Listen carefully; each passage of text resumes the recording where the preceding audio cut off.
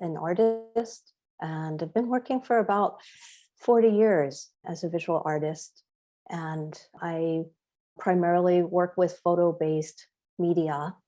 I'm actually in Newburgh, New York, where I've been based full-time since the pandemic started. Before, I was going back and forth between Brooklyn and Newburgh. So living in Newburgh, and my studio's in Newburgh, and I work in the city and also online.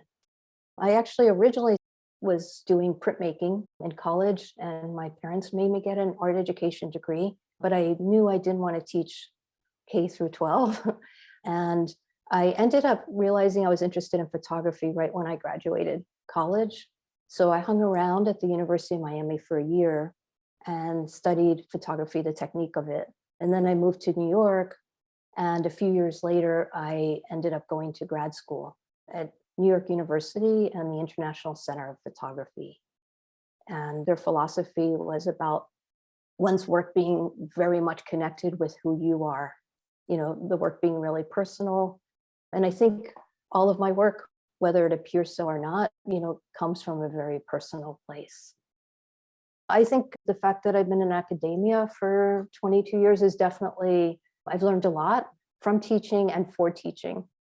I teach continuing ed at Pratt, so that's more technical based. And then I teach at Parsons first year students, and that's more process oriented. I actually started teaching Adobe Illustrator when the pandemic hit.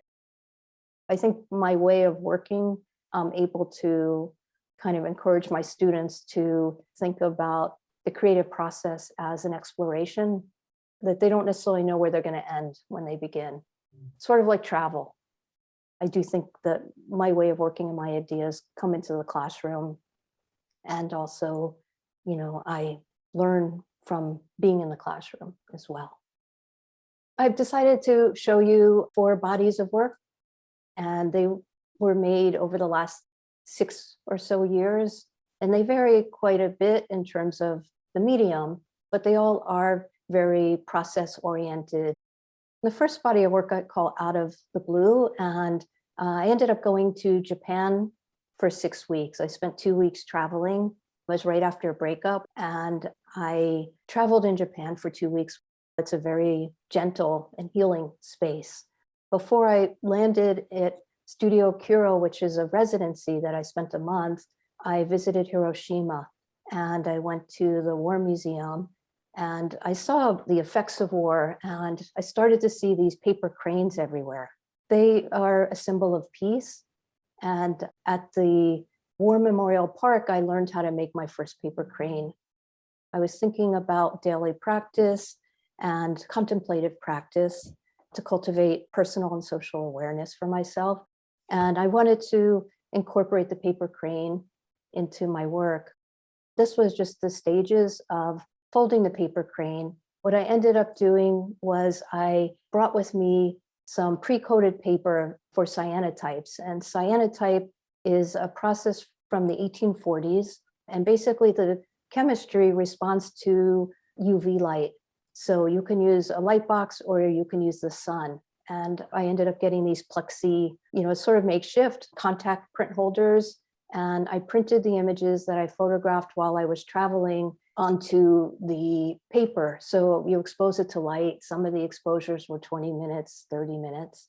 And then I brought the paper back inside and I started to fold the paper into paper cranes. So this process of making a paper crane involves folding and unfolding. And so it was a very kind of process about being present.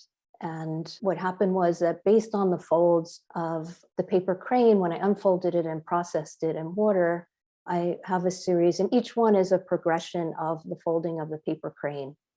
So you can see the folding in the paper, and this starts to reveal some of the images and my experiences while being in Japan, the temples.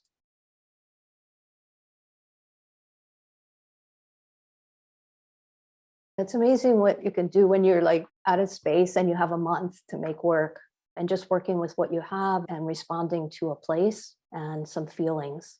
So this is an image of also the paper cranes that I had seen around. They really grabbed me. And this was a person I met on a train and ended up spending 2 days with, had a very strong connection, and then never saw or heard from her again. But we connected for those 2 days. And that's my hand holding the paper cranes.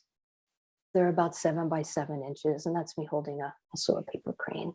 But you can see the folding in the paper. That's the owner of the residency and his daughter. It's just such a beautiful place. So this shows you the whole series and the progression of the imagery and the paper cranes. This is work I did in about 2018. It's not quite a finished body of work. I had this idea, things have been getting really difficult in our world, our environment and politics and everything. And I wanted to really think about holding, both physically, but also metaphorically. So I thought I would start with people who already hold each other. So people allowed me into their homes. The people who I photographed actually volunteered. A lot of them were interested in participating. So some are friends of friends. One couple, reached out from an ad on the listing project. These are actually 2 former students of mine. And this was the first test, which didn't go as well as the others. I had to really figure out the technology of it. I set up these poles that are actually behind me. I don't know if you can see them back there. And they go from the ceiling to the floor. They're like tension poles. And then there's a pole that goes between them, and my camera gets mounted there. And I was able to shoot remotely. So I could actually step outside the room. And the images really are not directed at all. Like, I didn't tell people how to hold one another. It took them a little time to get comfortable because they didn't know I was there. But I think they were very generous and seemed to kind of just get into being with one another. It felt really special that they shared that intimate moment with me and allowed me to document it.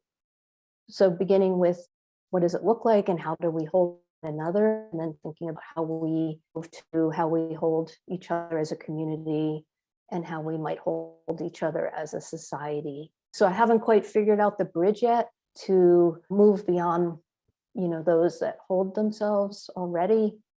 This is a person who I went to high school with. We reconnected, and it turns out she and her husband lost their first child in a tragic accident. They had another child, and just the way they were holding her, I really felt that in the image. I wanted them to be really diverse couples because of the world we live in. And I just wanted to say, we're all different types of people that want to hold one another. I'm moving on to Reimagining Relations. So this work I started in 2009, and it was inspired by a story I heard of Muslims hiding Jews in Paris during the German occupation of France. And they basically were said to hide them in the Grand Mosque of Paris. And so I applied for an artist residency. I actually wanted to go to Paris. Then I heard about this story and I thought, oh, that's what I'll propose. And what happened was I didn't get the artist residency, but in the process of putting together the application, I got very interested in this project. So I was lucky enough to get a NYFA, New York Foundation for the Arts grant. And that was like $7,000, but it gave me the confidence to take an unpaid leave of absence from my teaching for a year. And I went to Paris for 6 months and sort of meditated on the story. And this is where I landed, where I ended up photographing a series of synagogues and a series of mosques, and I put them together. So each one of these images is an image of a synagogue and an image of a mosque, and I put them together in a seamless way. I wanted them to read as one space, and I wanted people to then sort of think about how could these spaces fit together so easily, and it's because there's lots of similarities. And this is a story that I've been hearing about people being raised Jewish, about conflict. And I think that a lot of times the really good stories don't get told. People risk their lives to save and hide each other. So these were the images, but I didn't really feel when I showed them that people could respond to them because they're so seamless that people couldn't really see what was going on. So I ended up coming back to the project and I did a Kickstarter campaign and I raised money and I ended up making this book, which came out days before the pandemic hit. And it was printed in Istanbul. This is the book. And basically I decided to go back and take the images apart again. I use laser cuts instead of Photoshop paths to define the areas where the cutouts are. You can see how the images come apart. This is laser cut. And basically the laser follows the path that I originally made to put the images together in Photoshop. So it's sort of like I put them together and then I took them apart again. And this book brings them together and apart as the viewer turns the pages. These were photographed in Paris and Istanbul. So I went to Istanbul because it was very hard to get into mosques in Paris as a non-Muslim. I was able to sneak in at the Grand Mosque because somebody got me in, but this was like in Istanbul, and there are a lot of synagogues there. There's a Jewish community in Istanbul, but you wouldn't know it if you didn't seek it out. The buildings are quite sort of blend in or quite hidden. And so that's how I was able to get more images and bring together these synagogues and mosques. And then in the back, there's just a little history of the spaces where the images were taken. I think we're always hearing about what people are doing to one another, but we're not often hearing what people are doing for one another. Thank you for joining us for the Orange County Arts Council virtual studio visit. This program is made possible by donations from people like you. 50% of donations go directly to the artists featured, and 50% to the Orange County Arts Council programs. Please consider donating today. You can donate by going to ocartscouncil.org. The Arts Council's virtual studio visits are presented in partnership with the Newburgh Free Library and are made possible in part by NISCA,